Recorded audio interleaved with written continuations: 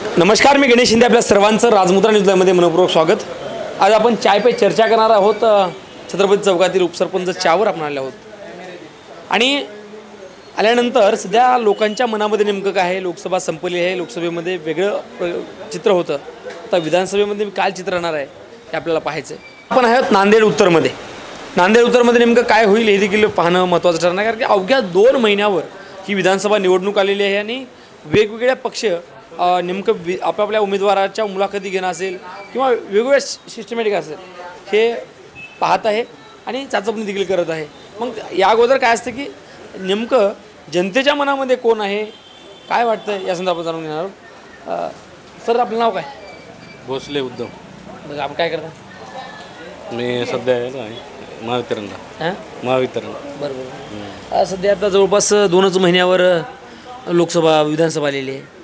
म्हणजे विधानसभेत नेमकं महाराष्ट्राच्या राजकारणासंदर्भात जे काही मोडामोडीचं राजकारण झालं, सगळ्या गोष्टी झाल्या, काय वाटते तुम्हाला? आता जे चांगल्या प्रकारे हे करतील आम्ही त्यांनाच पाठिंबा देऊ. असं काय म्हणजे हेच आहे असं म्हणजे एका वैयक्तिक असं नाव घेत नाही. पण नांदेड उत्तर विधानसभामध्ये गेल्या वेळेस DP सावंत होते आणि बालाजी कल्याणकर होते. बालाजी कल्याणकर म्हणजे का पालकमंत्र्याला पाडून बालाजी कल्याणकर लागले. यावेळेस नेमकं चित्र काय राहिलं?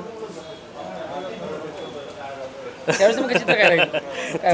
तसं आता कसं सांगतात म्हणजे बालाजी कल्याणकर साहेबांनी कामं वगैरे सगळ्या गोष्टी चांगले चांगला माणूस आहे. चांगला माणूस आहे.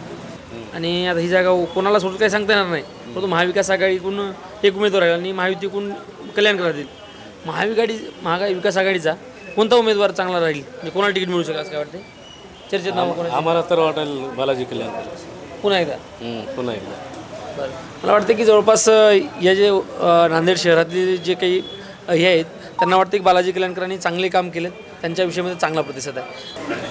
काही वृद्ध माणसं आहेत. सर, आपण काय करता? नाव तुमचं? मी किरण खेडकर.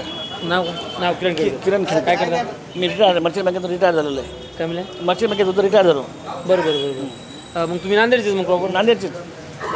कोणता मतदारसंघ तुमचा? नांदेड उत्तर मतदारसंघ.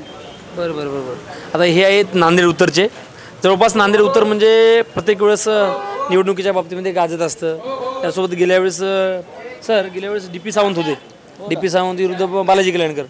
थोड्या मोठ्या माणसाला बालाजी कल्याणकरांनी पराभूत केलं आणि 5 वर्ष काम त्यांनी केलं. त्यांची कशी कामगिरी राहिली? त्यांचं काम नंबर 1 काम आहे, चांगलं काम आहे. आम्ही त्यावेळेस मतदान केलं, आता पण मतदान त्यांनाच करणार आहेत. आणि भविष्यामध्ये त्यांनी अजून 3 टर्म त्यांचे पक्के एवढं लिहून गॅरंटी देऊ शकतो मी स्वतः. 3 टर्म पक्के. त्यांच्या विरोधात कोणी वडा उद्या. मी पण माझा भाऊ आमदार होता, तुमचे भाऊ प्रकाश भाऊ खेडकर. बरं. मग शिवसेना उद्धव बाळासाहेब ठाकरे गटाकडून बंडू खेडकर देखील तिकीट मागतात. त्याच्याबद्दल काही बोलणार नाही मी. ते त्यांचा वैयक्तिक प्रयत्न आहे, कारण वेळ निघून गेली आता. चान्स होता, वेळ निघून गेली. तसं तो पण आमदार झाला असता, नाही अशी गोष्ट नाही. पण संधी भेटली नंतर. वेळेला महत्त्व.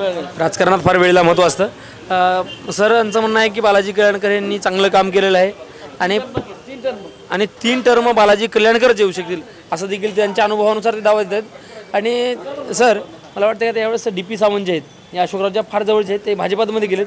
महायुतीकडून त्यांना तिकीट मिळू शकते असं देखील शक्यता आहे. नाही, अशोकराव चव्हाण जरी पडायला नाही इथून तरी कल्याणकरला चॅलेंज नाही.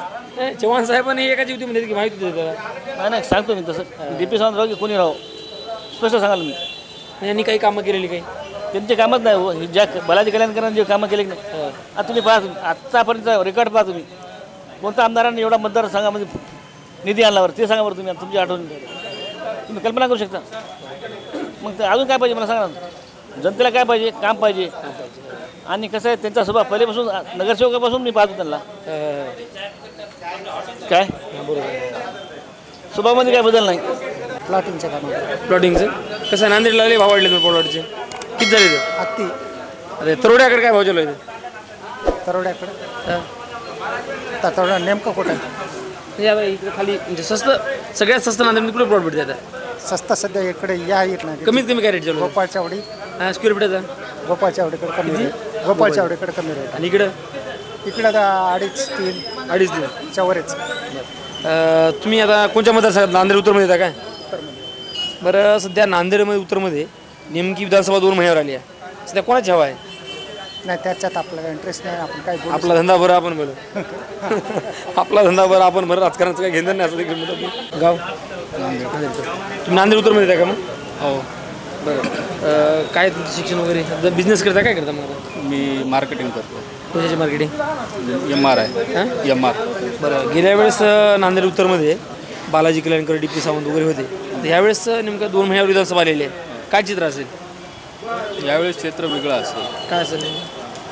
यावेळेस जरांगे फॅक्टर चालेल बाबू हां नांदेडमध्ये, कारण लोकसभेला तो चाललेला आहे, त्याच्यामुळं या पण विधानसभेला ही शक्यता आहे. जरांगी फॅक्टर चालेल. आणि जरांगे पाटील मला वाटलं उमेदवार काय देणार आहेत काय? उमेदवार देऊ शकतात. त्यांनी कालच सांगितलेलं आहे की उमेदवार देणार नाही, देऊ शकतात उमेदवार. त्याच्यात काही आश्चर्याची गोष्ट नाही. राजकारणात येतील ते. आता सध्या बालाजी कल्याणकर रनिंग आमदार आहेत किंवा अजून कोणत्या काँग्रेसला कोण तिकीट दुसऱ्या कोणत्या पक्षाला कोणाला तिकीट मिळालं वाटते? बाहेरच्या पक्षाचं कोण निवडणूक इच्छुक कोण आहे? इकडून तर खूप इच्छुक आहेत. उत्तरमध्ये तर खूप इच्छुक उमेदवार आहेत. DP सावंत आहेत, बालाजी कल्याणकर आहेत, आपले देशमुख आहेत, कोण देशमुख कोणते? आपले इकडचे बाळासाहेब देशमुख आहेत, विठ्ठल पावडे पण आहेत. कोणाला तिकीट मिळालं? आता ते पक्षावर आहे, त्यांच्या पक्षाने जर दिलं त्यांना तर पक्षावर डिपेंड आहे. जरांगे फॅक्टर चांगल्याच प्रकारचं काम करेल असं देखील लोकांचं म्हणणं आहे.